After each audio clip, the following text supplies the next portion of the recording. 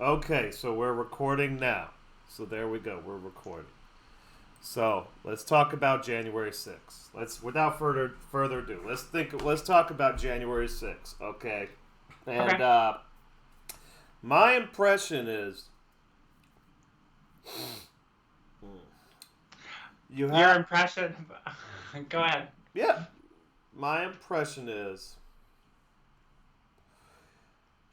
it seems like to me the height of incompetence in this day and age to try and pull off a domestic psyop to such a degree as they did in January 6th, because you have an open source investigative forum, which is the internet.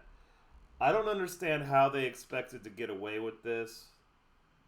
Right. I Counting don't. on not enough people paying attention or not enough people looking into it that are just accepting mainstream narratives.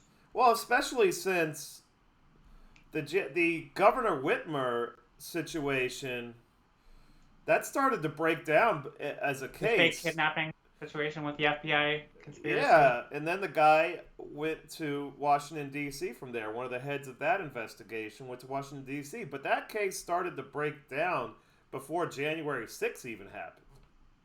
Right. That started to fall apart before, to my recollection. Where it But turned out that FBI informants were, I think they made yeah, up the majority of the members involved in the so-called plot to kidnap the governor. when is I think the first like real news story about it was BuzzFeed, Governor Whitmer case, and their first like article about it goes back to, let's see if I can. Their first article goes back quite a while. I see July 20th. I guess I see the first real BuzzFeed article goes back to July 20th. 2020. Yeah, 20th, 2000, and Because when I first heard about this, I thought it was covered to try to take heat from the fact that Whitmer was bypassing her own state legislatures to push, like lockdown mandates that were rejected by the state Supreme Court as so well. you thought that it was like It was funny from the beginning, yeah, and it's weird that definitely the Boogaloo Boys are more of like a left wing type right of. wing. They're right wing. Are you sure the Yeah, Boogaloo Boys? Okay. they're supposed to be more of right, and then the Antifa's left, but they work together. They're all compromised. Sure, right, yeah. Okay, But those Antifa. maybe those particular individuals had some left-leaning views. Maybe that's where I heard about this. I actually don't know too much The other than the Boogaloo Boys Hawaiian are shirts right. and the camo. Hmm. They do fit the pedigree. They have all the earmarks for a right-wing type of, militia movement. But I thought it was scattered across the populist left as well. But I don't know. Michiganers, who knows? The more I think about it, it's like these people in the FBI, which you probably have a lot of older people. I know I overuse the word, but Like the rank and file, are you saying FBI? you have a lot of older people in the FBI and upper management, and they're fucking boomers. And I don't think that they realize just how quickly people would catch on to what was Okay. going on in January 6th. Right, But okay, from the operations it didn't standpoint, take right? How they long. would get away with that. Like they found out who Ray Epps was within days of his picture being posted on the Yeah. FBI website. We're It gonna took have to days. get into this because I think a lot of normies and uninitiated people are not gonna be familiar with the so-called unindicted co-conspirator there that the name that you just brought up, Mm-hmm. which I was just listening to Robert Gruler, and that is the one person out of the 11 members of Oath Keepers that was not on any of the indictments from the grand jury, the Mm-hmm. DC grand jury that just indicted these members. Ray Epps is not on there anywhere, even though he's very vocal on the day of January 6th, instigating the one person that was using the exact language that would have been, necessary to draw these conclusions of sedition, Mm-hmm. that the left, now that they have sedition and disruption of a congressional certification process.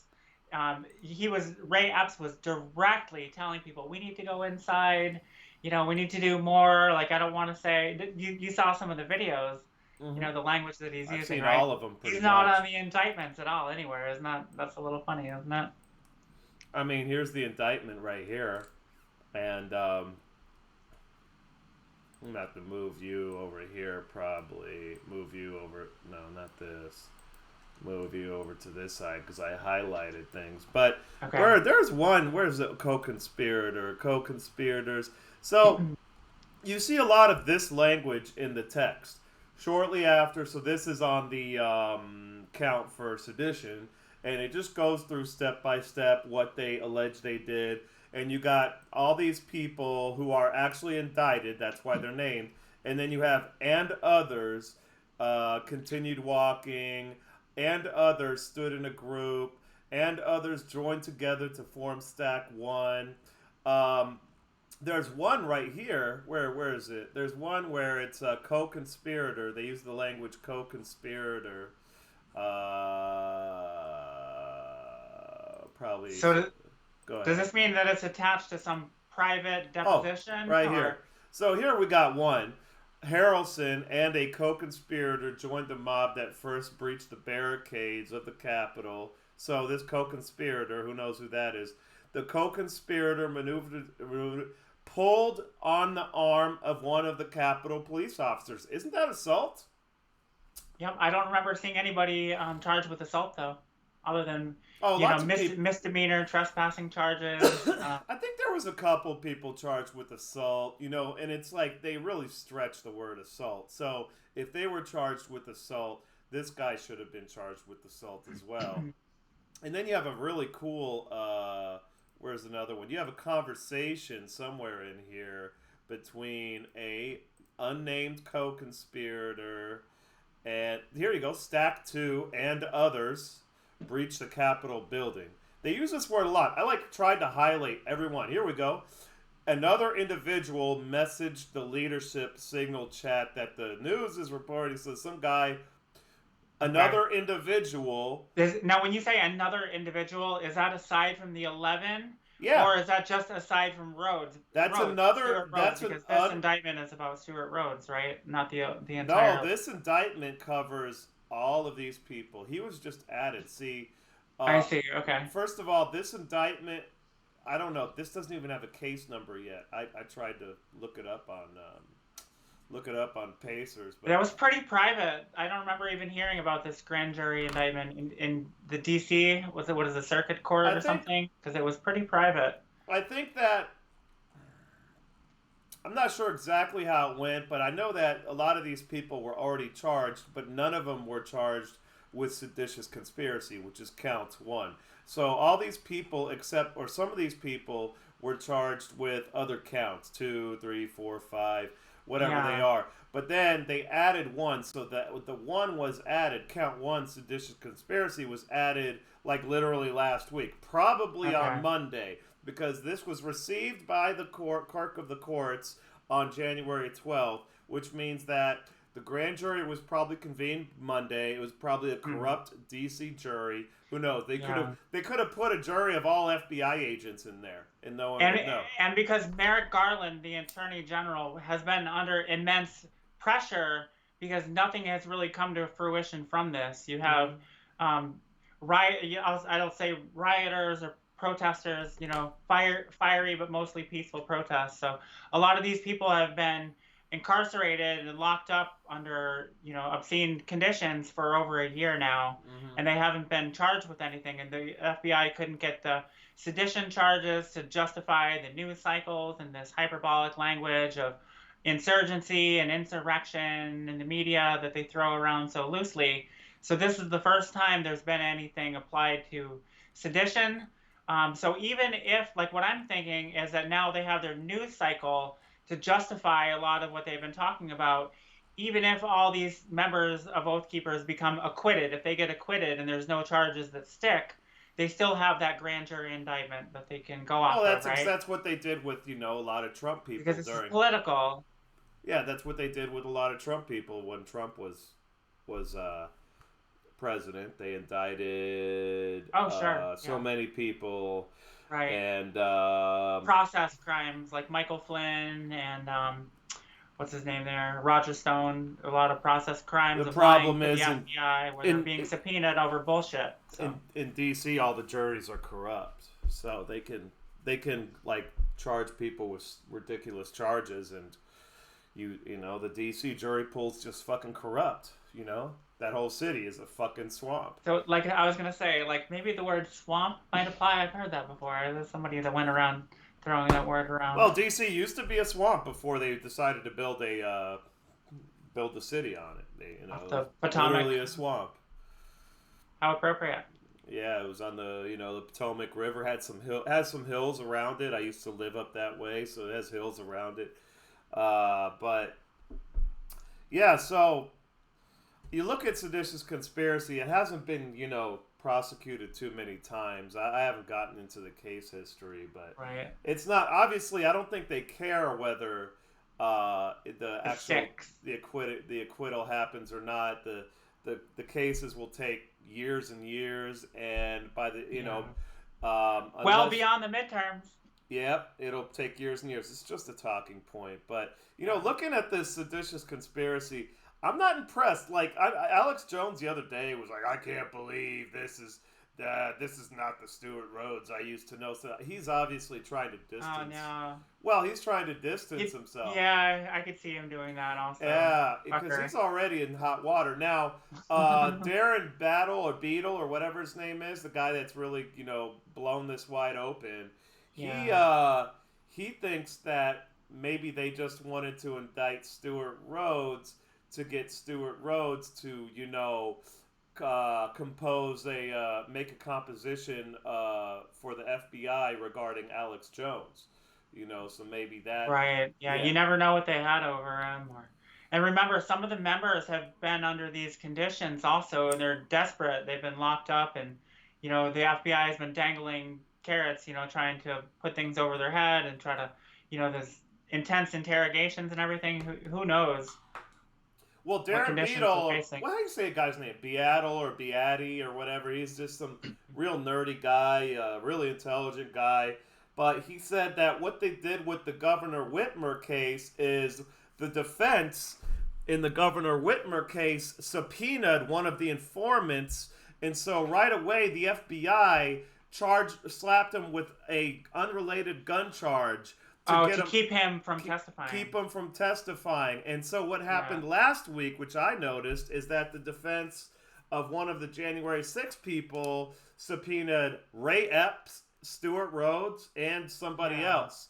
And that is a dirty trick that the prosecutions use. Yeah. These Democrat prosecutors, they did that with Rittenhouse too. Yeah. The jump kick guy, they arrested him on something to keep him from testifying also. Mm-hmm. Seems like a tactic of the prosecution, corrupt prosecution. Well, maybe business as usual. Prosecutors are the most corrupt lawyers of all, in my opinion. By far and away. So, I just don't get how they expected to... I mean, these guys must be completely full of themselves if they thought they were going to get away with this, given that, like I said, the internet is still wide open. I could see if they had control of the internet at this point, but they don't have control of the internet. Well, it's not like the only footage, the only exculpatory evidence in January 6th is not from the FBI and from Capitol Police. Like, everybody had cell phones, so there's plenty of footage of Capitol Police letting the protesters in. There's plenty of camera footage where they were going live on Instagram, walking inside the rotunda, inside the velvet ropes, and, like, being led in by officers. So that narrative just makes sense to me anyway. And then the people were just hanging out, thought everything was all good, and all of a sudden the police come in, guns drawn, arresting all of them, and they didn't even understand what was going on. They thought, hey, I thought it was okay to be in here, because obviously, you've had protests in the Capitol in the past, like Kavanaugh hearing and all that. So it's not like where the chambers were breached. Yeah, it's not the first time. Yeah, but they were let in. Um, that was orchestrated by Yeah. one of my favorites, one of my favorite slime ball senators. Which one? Swalwell? Durbin. Durbin out of Illinois. He orchestrated that. He was calling people in. Oh, the Kavanaugh. Okay, right, for the Kavanaugh protest, the Yeah, confirmation protest. yeah. Derek Durbin had a So lot to do with it's that. all about the ideology. So And he actually orchestrated that. One of the senators in a hearing, they said, they called him out in the hearing, said, "Hey, Durbin, didn't you have a conference call with a bunch of people who are activists this morning? And you were talking, coordinating this with them." He got called out in the middle of the hearing, and Durbin's like. yeah. But, it's so hypocritical. But I That's just, why it's all about narrative control. Like the old saying, like one man's freedom fighter or patriot is another's terrorist. It's all in a matter of mhm. perception and who has the power of the narrative, really. But they don't have the power of the narrative anymore. They're losing it. They're losing it That's quickly. that's good. I would like to see that too. It's happening. I think it's happening more quickly than they realize.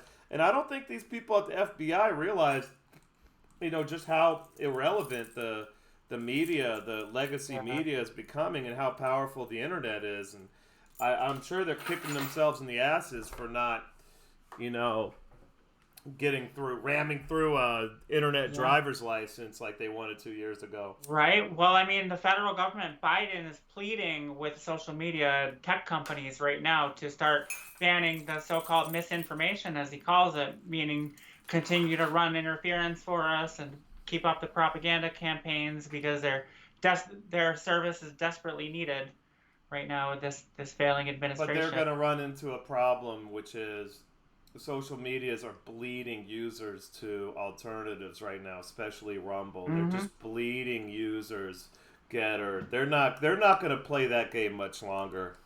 Yeah. Yeah, their monopolies can't be propped up with special exemptions that take out their competition. Mm-hmm.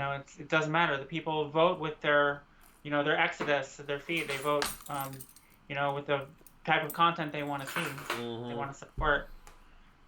Yeah. So I'm So just like, go ahead.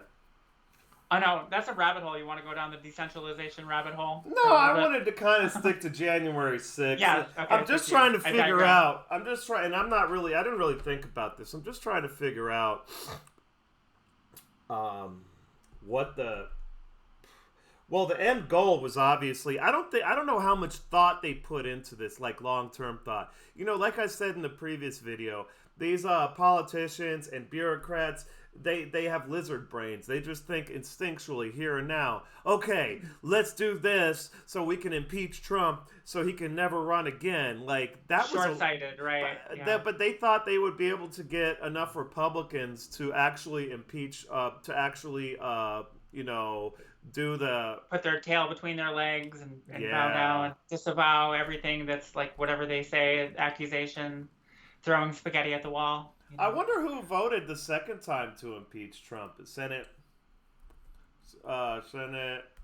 Republicans who voted to. Go ahead. I'm looking this Oh up. no, I was thinking other than Mitt Romney, and I'm trying to think who could be in the Senate that would vote to impeach Trump Yeah, because on the they right. would have needed 66 votes or 67 votes, and they probably got like a few Liz Republicans. Cheney. Remove. No, she's in the House. I'm looking it up right now. The 7 Republicans who voted to convict Trump in the second. So 7 Republicans. I'm surprised. So it was 57 to 43. Richard Burr, who was on his way out, Not wasn't familiar.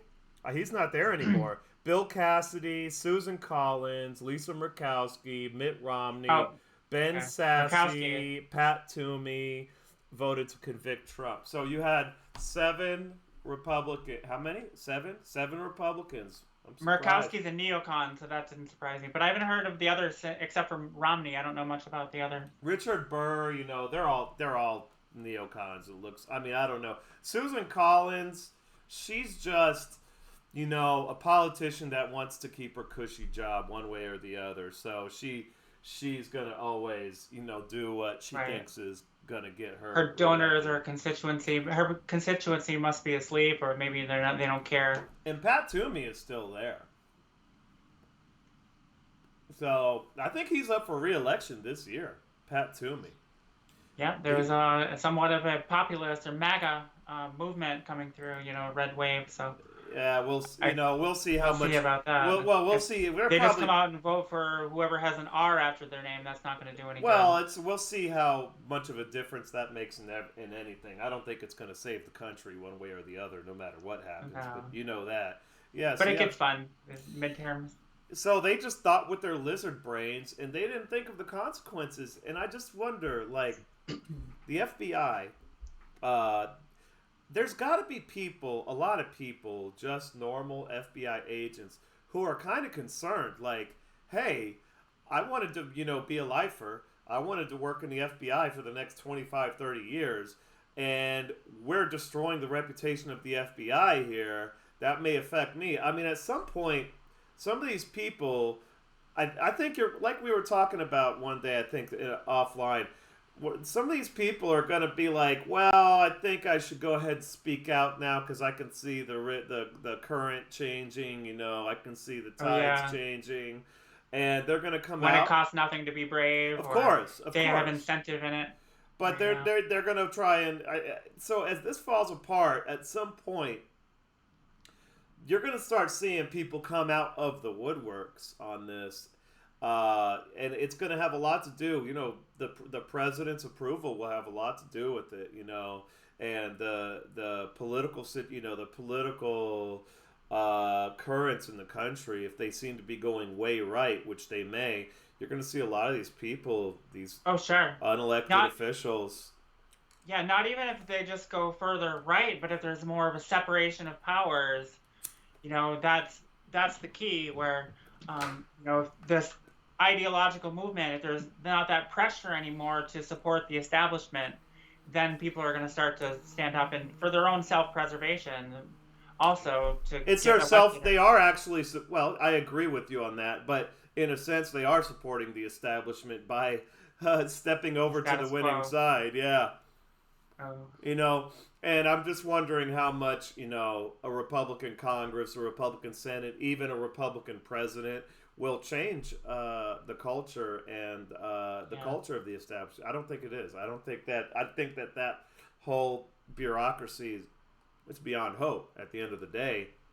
But I'm just, Yeah, especially after COVID and all these power grabs, I think people aren't going to understand the ramifications of, the level of the increase in scope and size of the federal government and the executive with these types of powers that have been given under emergency circumstances and that are not contested, the powers that should belong to the House and the Senate that are being delegated to the federal government, and yeah. they're being challenged and knocked down, and the federal government Oh, is just stepping over and saying, they do a big ask, and then they say we're going to do this on our own until they get shut down and kicked back again. So it's been a constant give and take, and it seems like there hasn't been enough of a pushback against the federal government. A lot of no. people are just so willing to comply and to give emergency powers and not understand.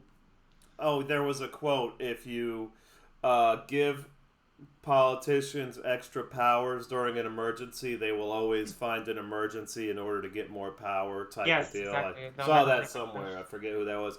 But like that Supreme Court decision, to go off topic a little bit, The OSHA uh, mandates. no, that's good that they obviously it would have been shocking if they would have approved of that, but the healthcare one, and I could still get by as a healthcare. I'm not really in the healthcare, I'm not like in a Medicare receiving sort of company, but Okay.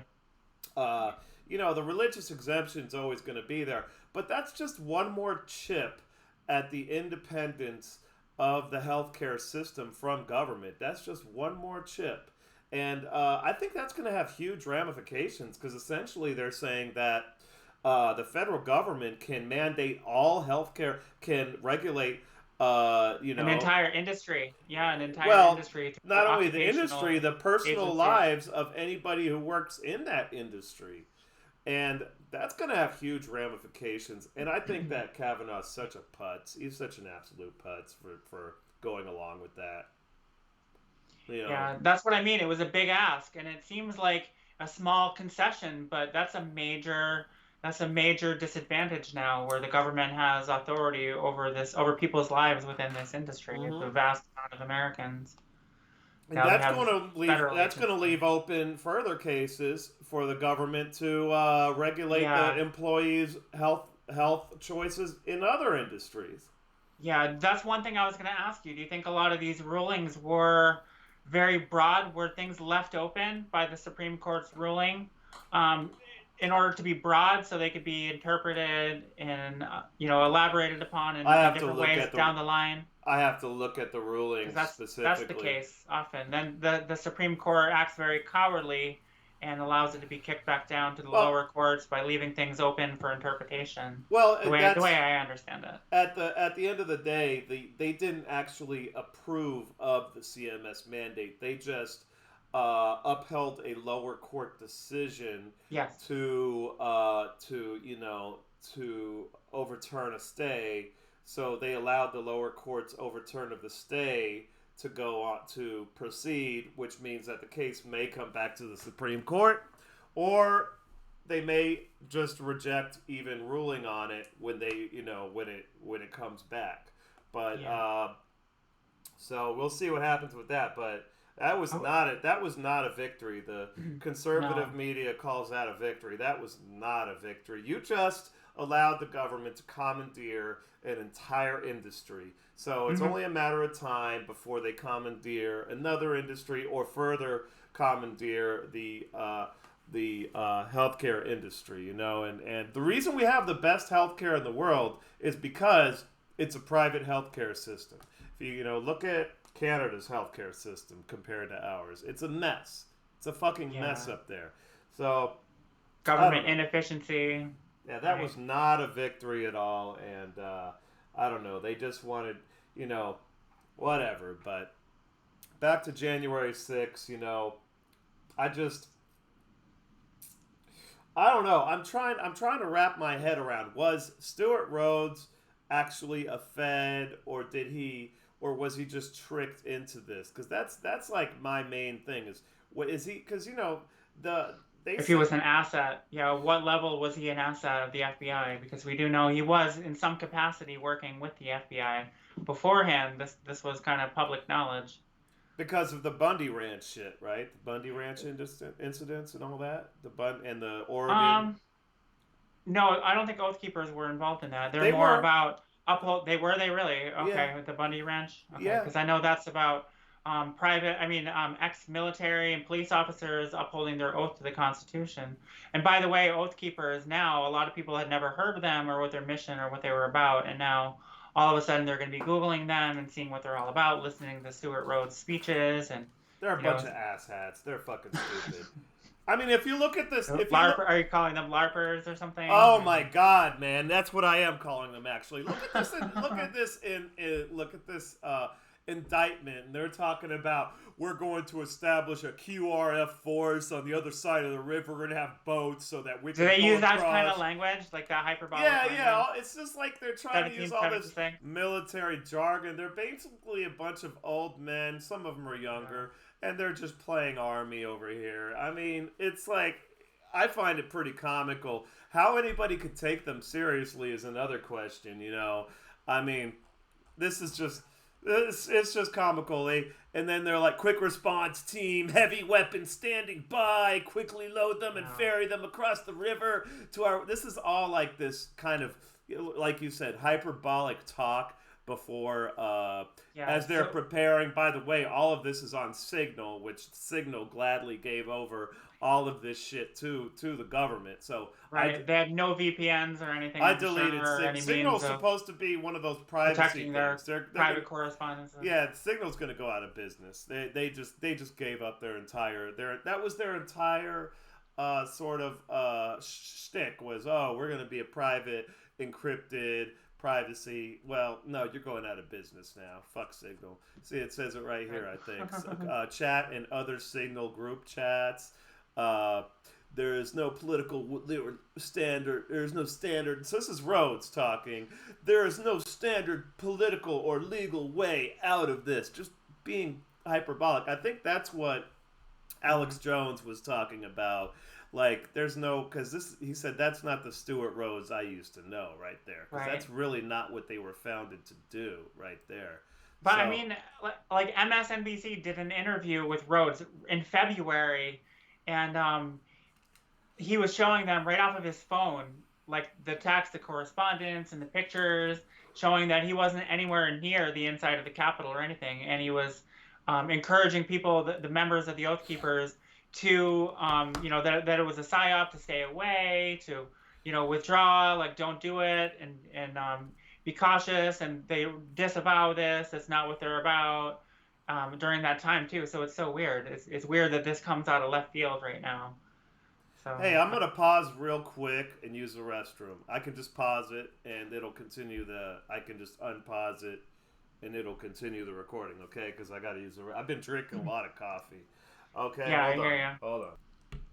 Yeah, well, I had to pause, so that's These are all some good. powerful headphones. They're very strong. I don't miss a thing. Oh, I'm recording again. Yeah. That's fine. So, I need to get some better headphones, actually, because these headphones really suck. So, I don't know. What else are you thinking about this? I mean, my impression, you tell me what you're thinking about this. Like, what's your general, like, 30,000 foot kind of view on all this?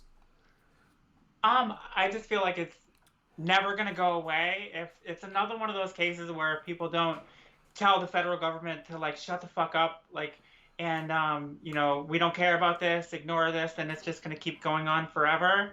I feel like they can keep rehashing and reopening these investigations, coming up with new charges. Mm-hmm. And I have some friends caught in the crosshairs, mind you, too. Mm-hmm. And it seems like they're stressed the fuck out over this, not knowing what to expect, with trumped up charges for some people, and just like, I don't know, it just seems like it's kind of a mess. It couldn't just be, like, here's your fine for trespassing, you can't come, within proximity of the Capitol in the Capitol building during any protests or participate. Here you go, here's your citation, here's your fine, or here's your charges. Right. But when it has to do with political charges and political, like, they have the congressional committee, just like with the Russia bullshit narrative, and the House, like their specially select committee. It's just totally politicized, and it just doesn't seem like this will end. Well, they're gonna keep suffocating us with this bullshit. 2 points that's one thing that I'm just, now you jogged my memory on one thing I wanted to get into, which is, but first I want to say, having some experience in this, if the feds come after you for anything, you're pretty much fucked. And that's a problem with our justice system, is that the federal... In the way they can punish you, you're saying, right? By the way that they can politically destroy you by covering you with paperwork and time, destroying your life with lawyer fees and processing charges and fees, right? Is that what you mean? Well, that is one reason, but also that the federal prosecutors just have way too much power. And Glenn Greenwald did a really good video in which he interviewed a guy who got charged with a white-collar crime by some corrupt federal prosecutor that wanted to make a name for himself. So it's on his YouTube and Rumble and all that. And I mean, but I already knew that, of course, but I don't think Americans understand the extent to which federal prosecutors, all prosecutors are pretty much corrupt. But federal prosecutors especially are corrupt, and they have way, way too much power. And that goes for federal especially judges when they too. want to make a name for themselves, advocating for the state, or some particular ideology. If the person, like you said, this white-collar guy, obviously he wasn't connected and didn't have the right, type of resources or connections or allies.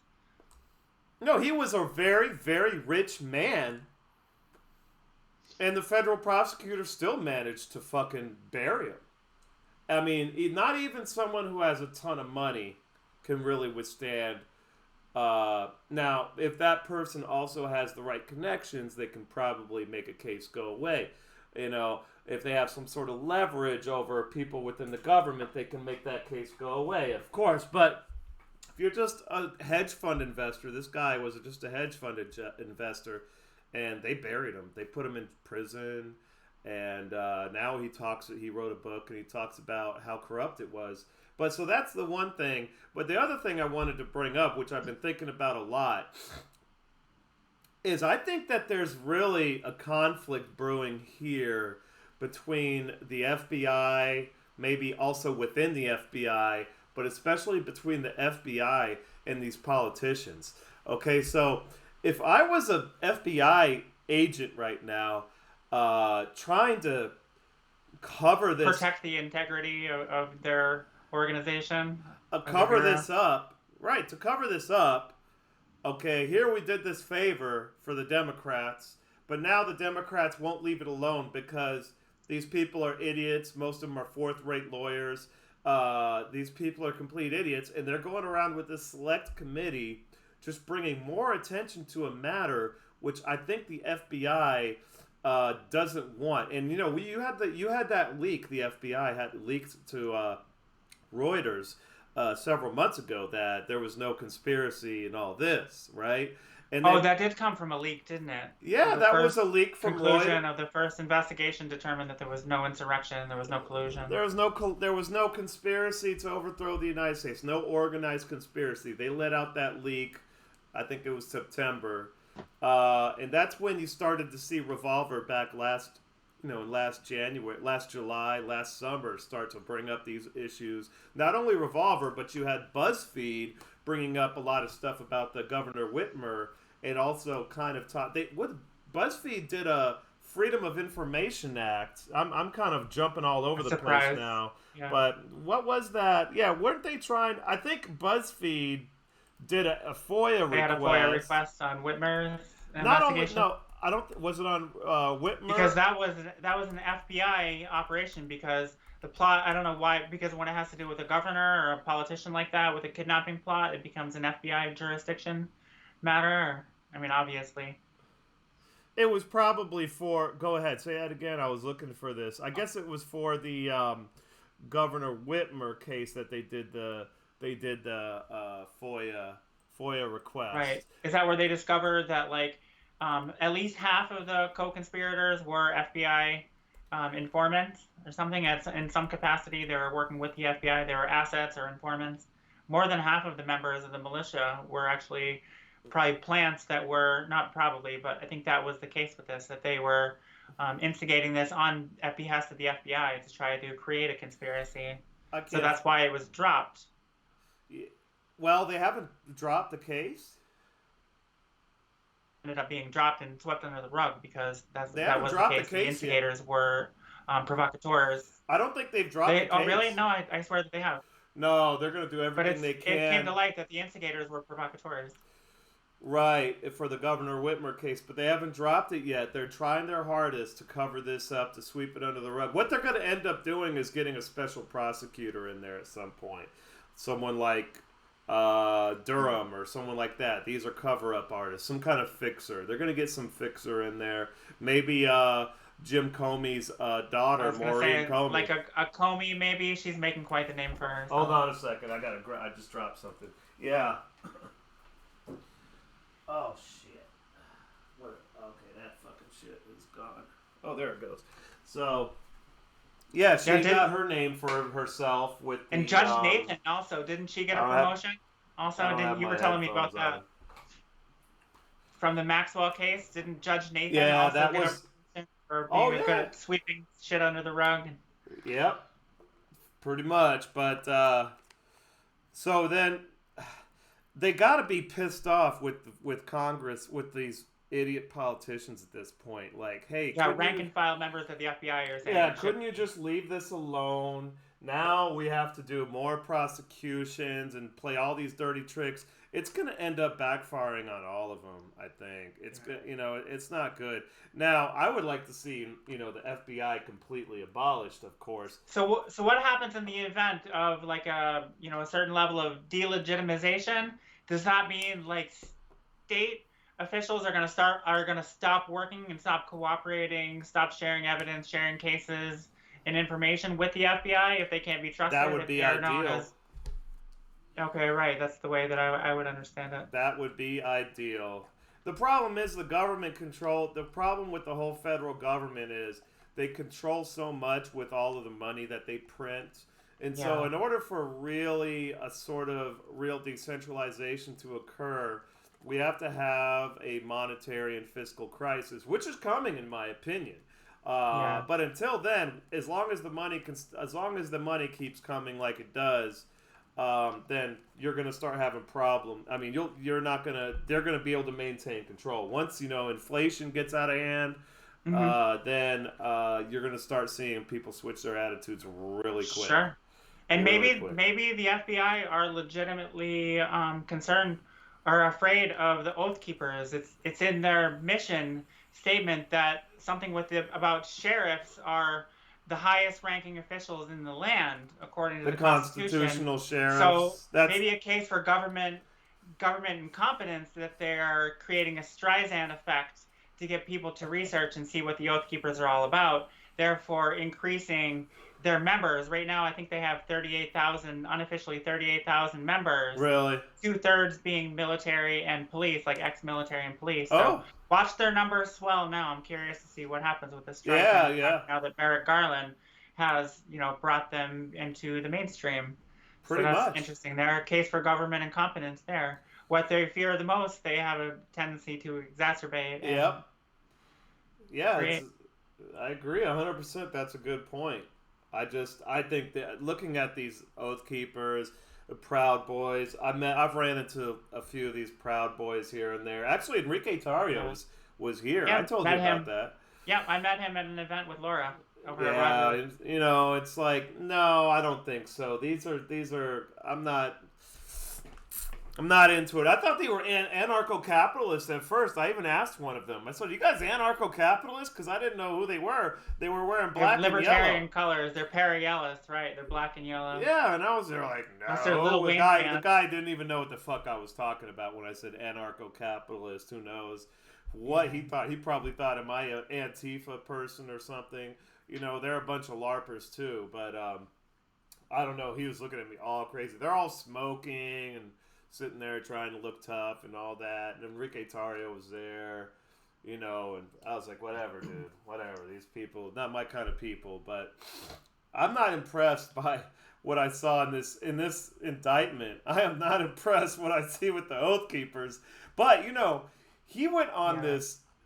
In the indictment, they make this big sort of like starting here December 2020. This is how they write the indictment. They spend probably a quarter of the indictment talking about all the weapons that he bought.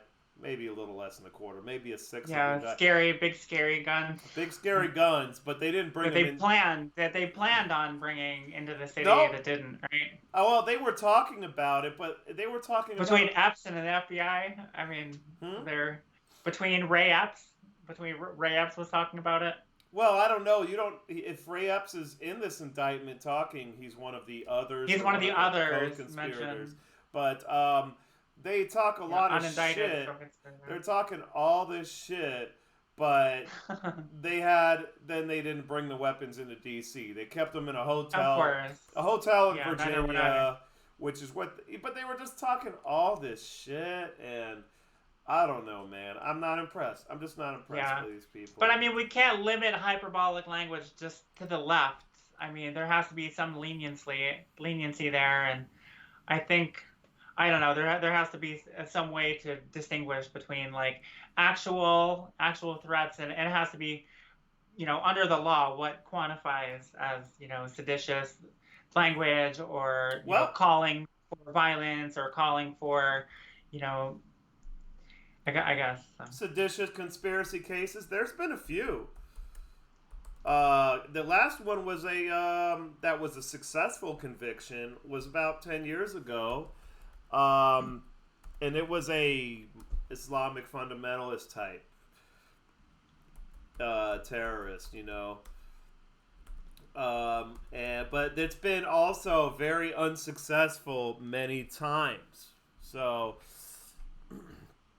But finding that right now with all of this noise about Oath Keepers, like I'd have to go to Seditious, Conspiracy, History. It's a very, like, as we saw the other day when we were trying to do this stream, Yeah. uh, it's a very rare, Widely interpreted. I mean, yeah, it's a very broadly written. So it says notable cases. January. Okay, here we go. March 2010. 9 members of Hutari. Was that the pirates? Hutari is a militia movement group. No, they were acquitted. So in January 29th, in March 29th, 2010, 9 members of Hutari, which is a Christian patriot movement based in Michigan, were charged with seditious conspiracy. They were acquitted due to the prosecution's reliance on circumstantial evidence. But I bet it made some headlines regardless. Oh, probably. Before the acquittals. Sheikh Omar Abdel Rahman. That name the I blind have. Sheikh.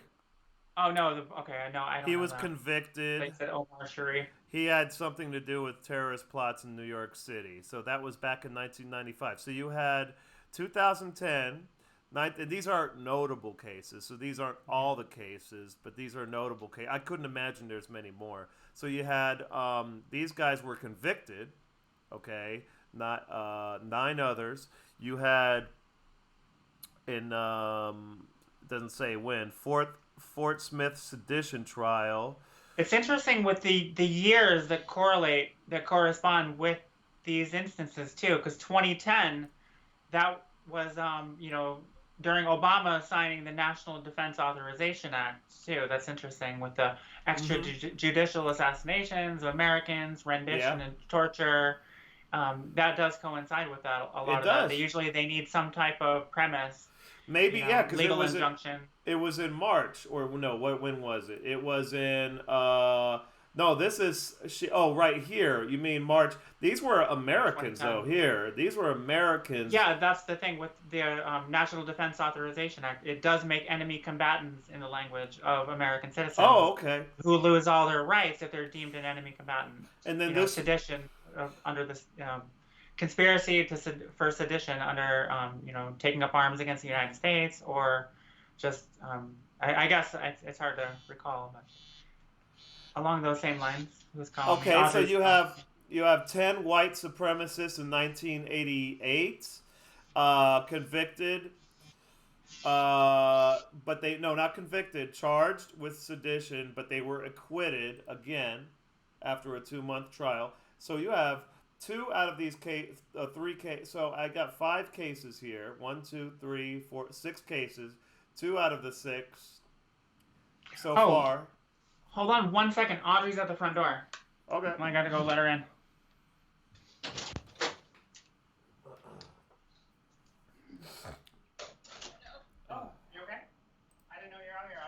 Yeah, okay, cool. I paused it, so whatever. I'm not live streaming, by the way. I'm just recording it. I know, right? Yeah. I'm not good. Because maybe, also, I'm not sure if the internet will hold up anyway. So, so you have, and then you have the Puerto Rican National, I heard about this, the Puerto Rican Seditious Conspiracy, and they were all convicted. So that was 1980. And then in 1936, you had another Puerto Rican nationalist. And they were jailed for 10 years. So you have only a handful of cases, and 2 of these cases were acquittals. Maybe that had to do with jury bias back then. Well, not in 2010, I would guess, but back in 1988, these white supremacists, maybe they had a friendly jury. I'm not against that idea that they were biased juries, especially if you go back to the 80s. But it's a rare charge, and I don't understand how they can't acquit people when seditious conspiracy is such a broad, has so many. Yeah, that's why they love it. Qualifiers. It can be applied selectively, or when there's, like we were saying, when there's legislation or a political climate to justify the the necessity of it. So it is interesting to look at, what coincides with these type of rulings. And then there's If you saw this. something with, is there anything around '94 with like McVeigh around that time? Because Biden had some interesting legislation when he was a senator.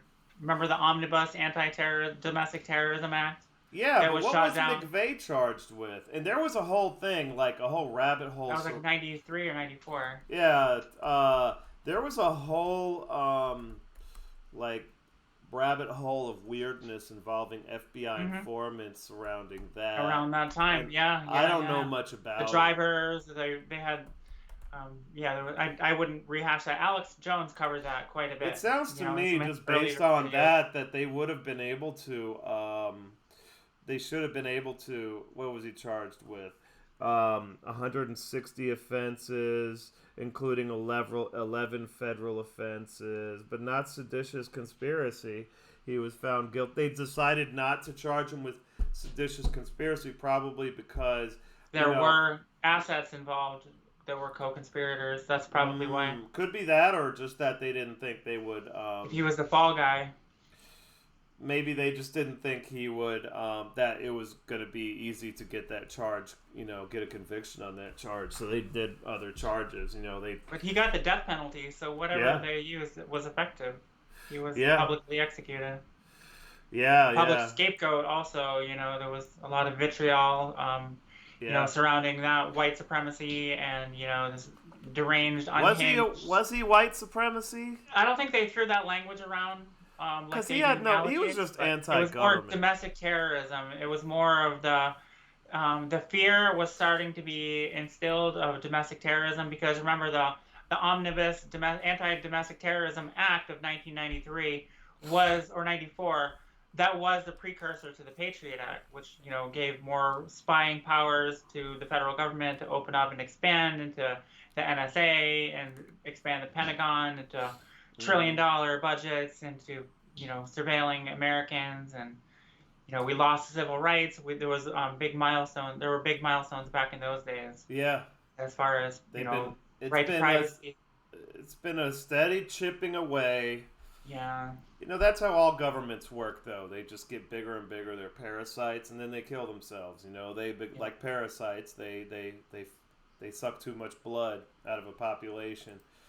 Right. But especially in a climate that's heavily politicized, with the tribal politics, because when you get a House or a Senate that's controlled by one party, they tend to side with the executive instead of fighting against the other branches for maintaining power and balance. They seem to find advantage in letting their party have more power in the short run. That's like short-sighted Democrats, short-sighted Republicans, not seeing how these things will be used against all Americans and how inevitably we all kind of suffer.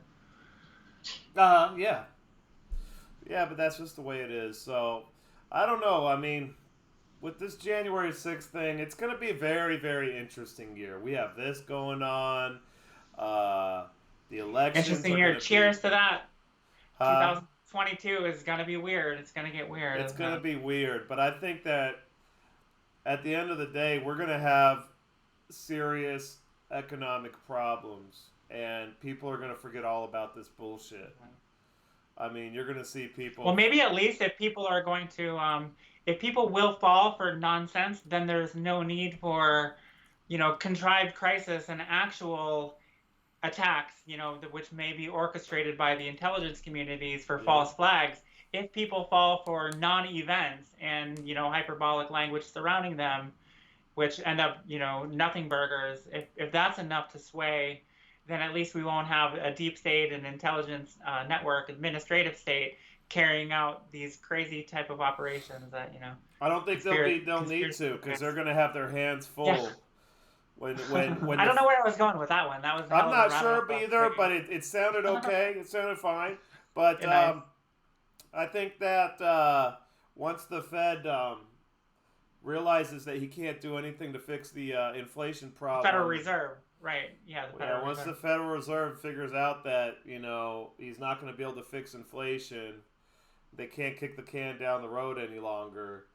Right. We're gonna see. Are they gonna try digital? Are they gonna try to just let the currency go bust and start a digital currency? That wouldn't surprise me Right. if they Jerome tried that. Powell has mentioned something along those lines also. Some U.S. dollar, um, cryptocurrency, and also the need to keep private cryptocurrencies. So I don't know. We'll see But because they say one thing and do another with their regulation. So I'm not sure. I Crypto just markets are picking up again because it lacks language on regulation coming from the SEC and the Federal Reserve right well, they now. don't they Favorable. yeah, they realize that crypto is going to be a big money maker, maybe the only money maker In a that's gonna be, because the stock market's yeah, not gonna do good if they start raising interest rates like they're doing. It's not gonna be a booming stock in market. a casino economy, yeah, that's kind of So, scary, but right? I just don't get it. So I'm not. I don't know with this January 6th thing though. I don't know. You have anything else to say about this? I just don't get. You go ahead. I'm just I don't befuddled know where with I'm this. at for the moment. I'm kind of relaxed. I'm winding down, I guess. It's crazy that how it's like this. How they reacted with the whole Ray Epps piece from Revolver really tells you a lot about Oh, what's actually how they going attacked the on. outlet rather than the information that Well, they they were started with producing. They attacked that, and they that. said, yeah, they started with that bullshit, and they find these obscure 7 degrees of separation sort of scenarios between the people in the magazine and something relating to racism. It's like playing Kevin Bacon. 7 degrees of separation from Kevin Bacon. Yeah, yeah, It's a friend of a but sort. then this you have it trending last weekend, and then you have the January 6th committee themselves. They did themselves no favors by even mentioning Ray Epps. I mean, they did themselves no favors whatsoever. These people, these politicians, I've been around a few of them. One of them was actually a really brilliant guy, but most of them are fucking idiots. And I think you got a whole committee of real fucking Is Adam Schiff on that committee? Yeah. Oh, of course. Oh Yeah, my the god! Is special Nadler January on that? 6th. Is Nadler on that committee too? I don't know. I'm not sure. If I I think don't know too much about who's exactly on the committee, I other think than what their. Adam Schiff is, I know and their MO. I mean, why mention Ray Epps at all? You're just lending more credence But to wasn't the. he under oath? Didn't he testify under oath in front of Congress? Ray Epps. Never did. I No. thought. Okay, I thought you When? mentioned something. No, of course. Well, I know No, Thomas Massey. Massey was interviewing, or he Yeah. was interrogating Jerome Powell and Merrick not Jerome Garland. Powell, Merrick Garland, the Attorney General. Yeah. Right, and he because he asked him directly a direct question about how many FBI assets were on the ground January 6th, and And he said Garland refused to answer. He wouldn't refused to say because answer. he said it was under current investigation or some Right. bullshit, right? Yeah. That's what they do. They leave investigations open just so they don't have to talk about them. They don't have to be accountable to them. They don't have Yeah, to talk about them. yeah. They leave investigations open for decades and decades, so they don't have to talk about them. It's what a mess it is. I mean, but I'm not holding my breath for even if you have a populist Republican Congress, Senate, and presidency. You think we'll still fuck it up, right? I There don't won't see be the FBI transparency. going. There'll be shenanigans. I don't see the FBI going anywhere unless the whole, government eventually falls apart, runs out of money, goes bankrupt, whatever, has a sovereign debt crisis, whatever the case may be, Right. which is close to happening, I think, but a lot of people say that's impossible. I'm not so sure, but I just, Right. So you're saying the government bureaucracies and the administrative state is going to continue the continuity of government and their agenda, regardless of who's elected and what party is in control or yeah, who's at the helm of the executive. these people have their roots, they're dug in so deep. There's so much nepotism, and I don't see it. Unless the only thing that can happen that can fix this country is a fiscal and monetary crisis, which I hope will happen. I think it would be the best thing for all of us. Right. But that's not the worst catalyst Oh, necessary, I I guess. wanted to mention this. You have this allegation here in the indictment too. I love this one. There's a couple ones I wanted to show. So, this is part of the count of seditious conspiracy. They're forcibly pushing against one of the rotunda doors and law enforcement officers guarding that door. The mob then breaches the door and Stack One enters the building. Well, that's interesting, right? Because these doors here are. Let me see if I can pull up the link. So this is from. I mean, I'm not a. Hold on. Let me. Can I open? Can I copy this? Copying this link. Copy, and go to. I put a link here. Now, that's on the east side of the lawn, I believe, right I there, have to right? look at it again, but I Because on think the you're west there were correct. two sets of doors. On the west side, that's where we saw from outside. Yeah. So yeah, on video, right? So here we got this Gateway Pundit article, and where is it at? These are magnetic doors here that you cannot open unless those electro. These are, and look how beefy these magnets are. So these are Hmm. electromagnetic doors that, and they're huge doors. You cannot open those unless someone disengages that magnet from the inside, from the control room. So they're saying that people were just coming up here, pulling on the doors, and opened the doors. Okay, so there's a guy in here that's a former Marine that he worked in the embassies around the world. He says you can tie a truck to the door handles if there are any and try and pull those doors open. You'll pull off the handles before you pull open those doors. Okay, so the Hmm. allegation. So that's just so the allegation. That's one of the key components of Yeah. this indictment. Like that is But you a were saying this grand jury, they only need probable cause, right? With a majority vote, that's all right, that they need is to show probable something like cause that, and something or ridiculous, right? I think it's a majority vote, and the standard is more likely than not. Hmm. It's in the Yeah. Constitution. I With like think that's almost the a Fourth 90 something Amendment. percent track record of conviction. That's conviction. Yeah, the Fed has a 90%. I bet their rate of indictment is even higher, It's a probably yeah, ninety nine point nine right nine. percent, and especially Washington D.C. Hmm. Okay, literally, it's all government workers working. That mostly government workers. They've pushed most of the Right. poor people that used to live there out. So They it's pick their mostly, own jury. yeah, it's easy to get who you want on that jury because there's only 500,000 people that live in D.C. Oh God, that's got to be the most corrupt jury selection process in the Yeah. country. And they're not very transparent about how they select juries. I have yet to see any real good transparency, even in state juries. What they tend to say is, "Oh, we put it into a computer and it randomly spits out names." Okay, sure. Oh yeah, sure. Okay, yeah, yeah, yeah. So, uh, but Now, do you they're think that will further delegitimize them if they come up with all these indictments that keep getting acquitted, or nobody cares? I mean, yeah, it's it's just a slow process. You know, it takes a long time. You've seen it over the last few years. People are starting to really start to see what's going on, but it took how long? You know, it yeah. took since Obama, even Bush. We went through Clinton.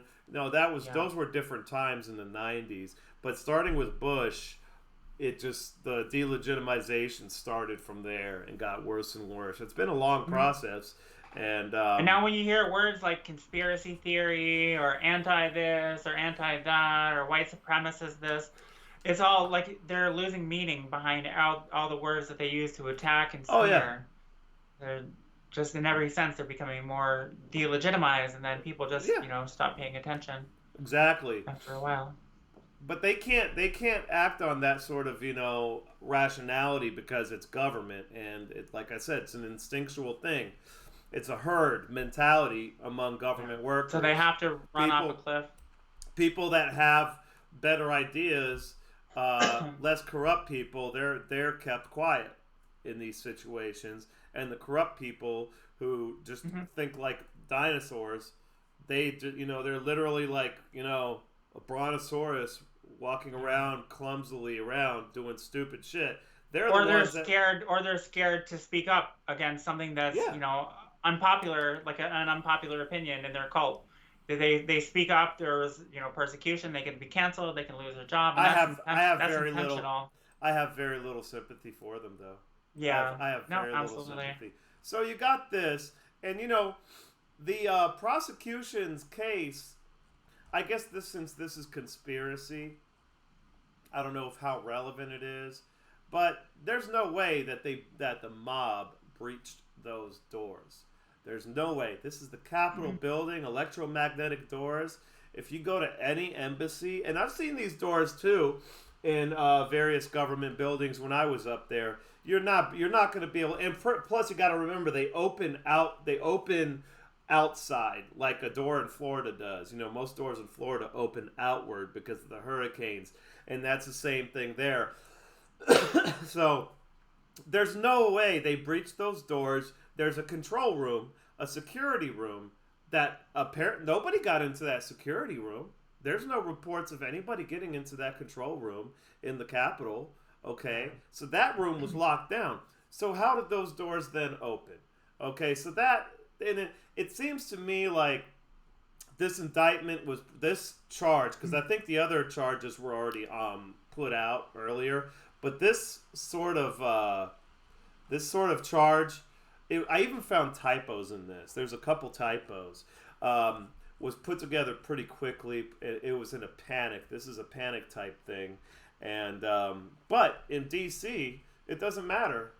I highlighted all these because look, and others, and others, and others, and other members, and other members, others. I don't know. Another individual. I already mentioned that one. Stack 2, and others, and others. But in DC it doesn't matter because the juries are fucking full of shit. So the first thing they need to do, they're not going to be able to. They're going to have to do this case in DC. There's no way. Oh yeah, here's a good one. On January 11th, 2021, Watkins engaged in the following Facebook message with a co-conspirator. So, I'm with you, Captain. So, some guy that was supposedly below him. Keep the faith. We'll have our answers by the 20th. Blah, blah, blah. So, he's talking to some co-conspirator. That's a fucking informant. That's a fucking informant. So, I don't know. It's just, I'm not impressed with this indictment, but it doesn't matter in DC if you have a good case or not. Well, like we were saying, matter. Garland was under a lot of pressure to come up with some results to try to justify this whole investigation and the millions of dollars spent, with this joint committee, but this private select committee in Congress, like all the billions of dollars they're spending, just like with Russiagate. So they needed something for the news cycle to go ahead and perpetuate this myth. And during an election year and all this convenient, expedient bullshit. Americans have no concept of money, so they don't even care how much the government spends on anything anymore. They just have no concept of money. They just don't understand money and how it works. They don't really understand the basic premise that money is just a means of exchange to acquire goods and services. Yeah, and if you just start creating money out of thin air, it doesn't actually make you richer, more wealthy. Yeah. Your wealth is dependent upon the assets you have. And the value you put behind it. The value of your assets, not on the amount of currency units you have. So right. Go get your vaccine. It's free. The government's paying for it. Billions and of the dollars. Benevolent big pharma. And it's so sad. It's fucking asshole. That probably get us banned for medical misinformation. Just that one little, sarcastic. I don't think so. I think my channel's so under the radar. Plus, we're not saying anything about the vaccing itself. I could care less. There it goes. 2 hours in, and then we say some shit. That whole issue is dying very quickly. But they're gonna thank God. That hundreds of billions of dollars on that, but to Americans, that's not even on their radar. Like handing over literally hundreds of billions of dollars to private companies, to corporations, which they're supposed to be the bad guys according to the liberals. That's not even on the radar of Americans. As long as they have a scapegoat, they don't care. They have somebody else to shake a fist at and then say, "Hey, we need to spread suffering around equally. Like, how dare you?"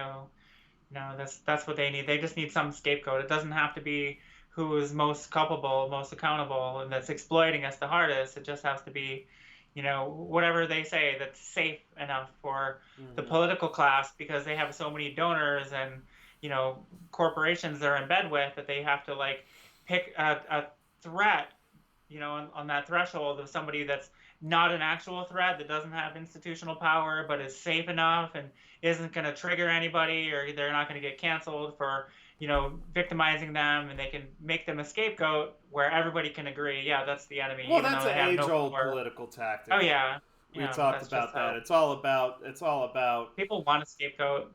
yeah, because it makes them feel better about themselves and Mm-hmm. how pathetic they are, which is a lot of people are pathetic. Sometimes I'm kind of pathetic myself, I admit it, but I try to do constructive things. But Yes, I know. That's what I'm thinking. Well, not that you, I'm saying myself. I can relate to that because oh no, I'm how just many I'm just times being does self-deprecating it here. take? It's good to be Oh yeah, self-deprecating yes, sometimes. absolutely. Like me, it Not a takes so lot. many times and trials to run through and forget this is not about vanity. It's about putting some good ideas out there. This information is more important than, how I look and everything. So Oh like well, the you important always thing, look good getting out anyway, there. so I don't know what you're talking about. You always look good. Uh, So I just think that I'm trying to like piece together what I think is going to happen out of this. I think it's going to backfire so badly. It just like the Whitmer case, and they're going to try and keep it going, but under the radar. I just yeah, think that the first thing that has to happen if they want to salvage, if the FBI wants to salvage any sense bit of of dignity. their dignity, and maybe because this is going to have I think some of them are starting to realize that this is going to have repercussions for them. And like I said, a lot of them are going to go turncoat to save their asses. But the Yeah, first thing they need to do is get these dumbass politicians, if they want to save their yeah, asses, these dumbass politicians in the January 6th committee to stop it. Just tell them, hey, if I was right. an FBI mid to upper level management, I would tell one of my guys right now, I would be like, hey, go tap the phone of these assholes. Okay, go tap all their phones, Right. follow them around, and if you find any fucking dirt on them, let me know, and we're gonna leak it to the press. And then I'm gonna come Good. up to them and I'm gonna tell them you need to shut down the committee. That's what I would do, and that's Yeah. they do shit like that. Let's Because not they let's can't not. trust the Democrats because they can't be like tribalists and be like, okay, let's once the Democrats take power, they're gonna take care of us. Like your Governor Cuomo or Whitmer or Northam or even what's his name, Newsom in California. Like they just think, okay, we're gonna decimate our own states and communities, but while it's all done for a cause, and then once the Democrats take the presidency, then they'll take care of us and bail us out That's afterwards. yeah, Or that's what it was. if that's That's the mindset, with a lot of these people, like, once this blows over, we're going to keep the Democrats in power and they'll take care of us. They got to stop trusting with this bullshit tribal political plan well, that they deserve what they're they're getting. above the law. The FBI deserves what they're getting.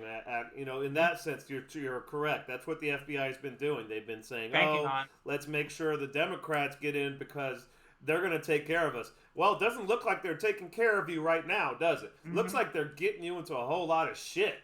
You Yeah. know, and they had a good reputation up until a few, I would say, Russia gates when it really started. I mean, it used to be that the liberals hated the FBI more than the conservatives.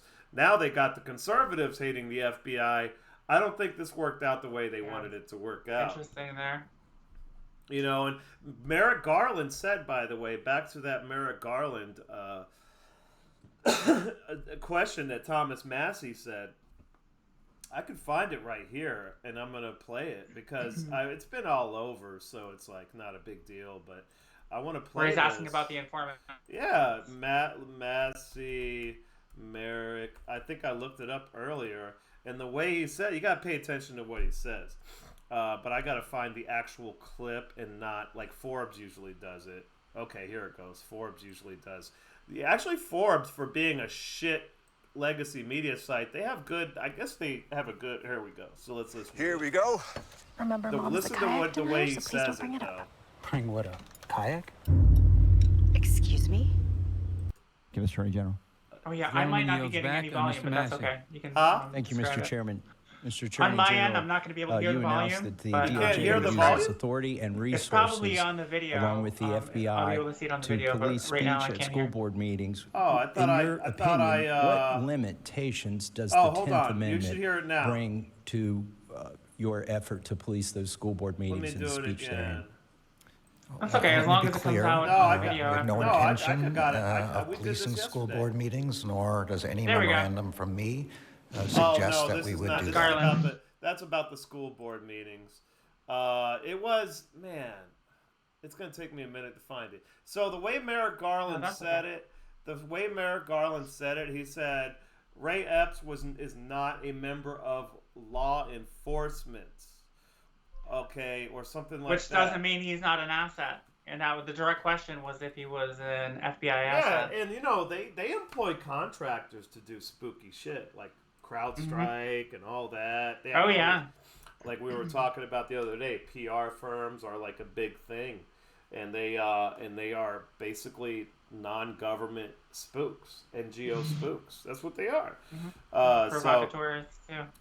He said Ray Epps is not this. That was months and months ago. Nobody paid attention to it, and then you have this Revolver article, which was just such a well put together piece, and no one could really say anything. No one could really give a good.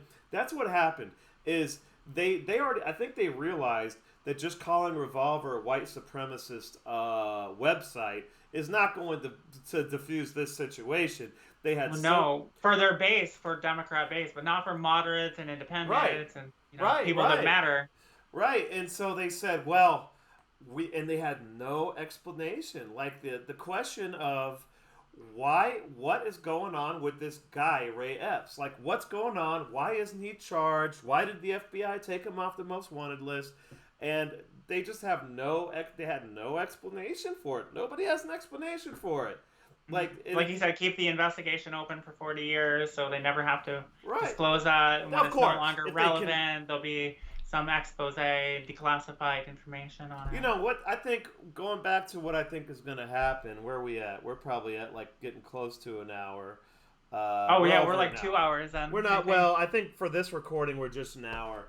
Okay. So an hour and 17 minutes. So I think that I could see, like I've been saying a few times, I think that what we're going to see, one thing specifically we're going to see is we're going to start seeing all of these FBI agents have come out and they're going to be like heroes, of course, even though a lot of them were real whistleblowers, not whistleblowers that come out and justify what the establishment is trying to. No, they're going to be real whistleblowers, but that doesn't mean they're genuine people. They're going to come out to save their own asses because this is not going to go this is not going to go favorably for them. It's just not. Yeah. And you're going to see people that were intricately involved in this, are going to be some of the ones that are blowing the whistle on this. I would love, and not just January 6th. I want to hear some whistleblowers from the FBI coming out talking about the corroboration between the FBI and the New York Times involving Project Veritas. Stuff like that. That would be great, You're going to start seeing They know to call Mr. James. They know they probably know his number. I bet there's some real juicy stuff coming up in 2020. Yeah, as we get closer to the election and these people realize, but I think that what they probably feel that as long as the Democrats still have the executive branch, they'll be able to stonewall any congressional investigations. Any legislation can be vetoed. So maybe they're not so concerned yet. Maybe it'll take a couple years before by the 2024 election, depending on what happens between now and then. Then again, maybe. So that's one scenario, in my opinion, is eventually. As long as Go ahead. No, go ahead. I was gonna. I was just saying. I was just gonna conclude. The summarize, which is. You're going to, at some point, and maybe it's not this year, I kind of just talked myself out of it, because they still have the executive branch, and that'll stonewall any investigations. I mean, The Republicans will talk a lot of shit during the election. What are they going to actually be able to do? They could reduce funding. They could shut down the government, which I think they should do. Of course, I always think they should shut down the government.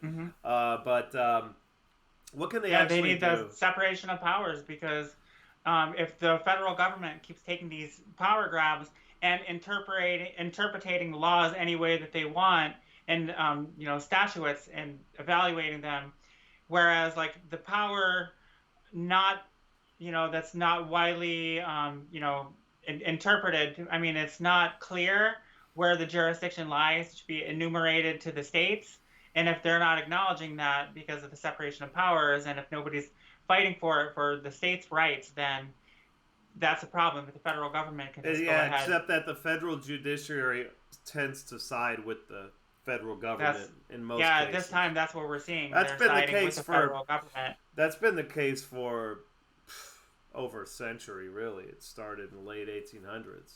Especially when the political party is the one in power. When they federal align judges are no better than any of the rest of them. They're really not. Yeah. Voting along party lines. So yeah, I think that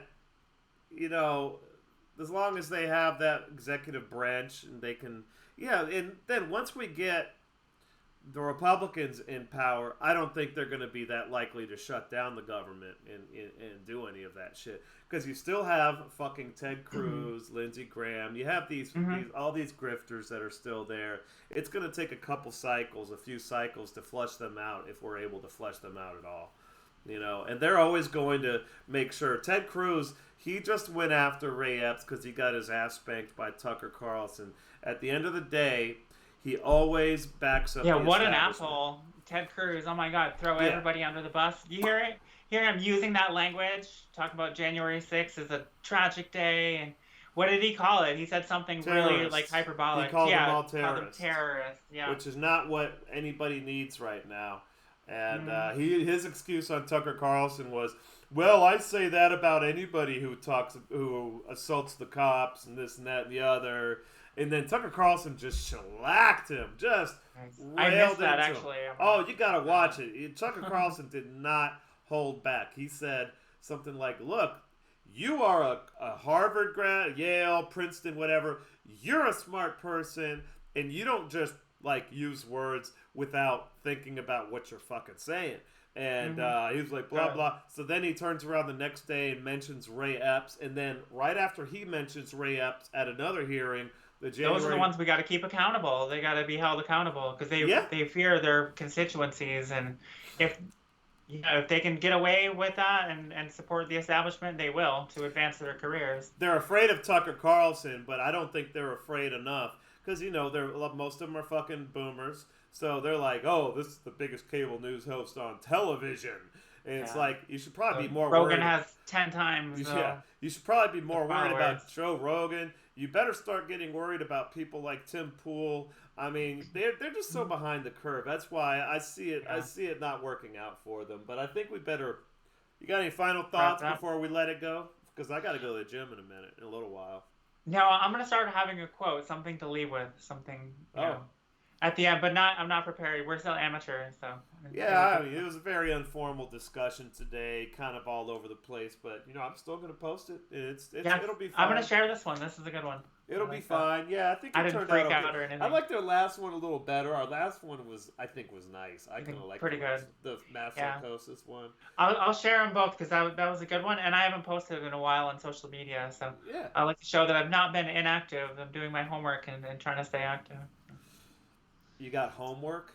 Oh, homework on this stuff. As in this, you're in school or something? Regarding life and my contribution and, justify, wanting to be involved and speak up. Well, the best way to be involved is to just talk about shit.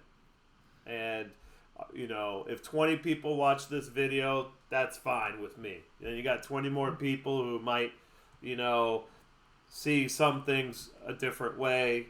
And not that everything I think is correct. I've never said that. But, maybe they'll see things a different way. So that's always a good thing.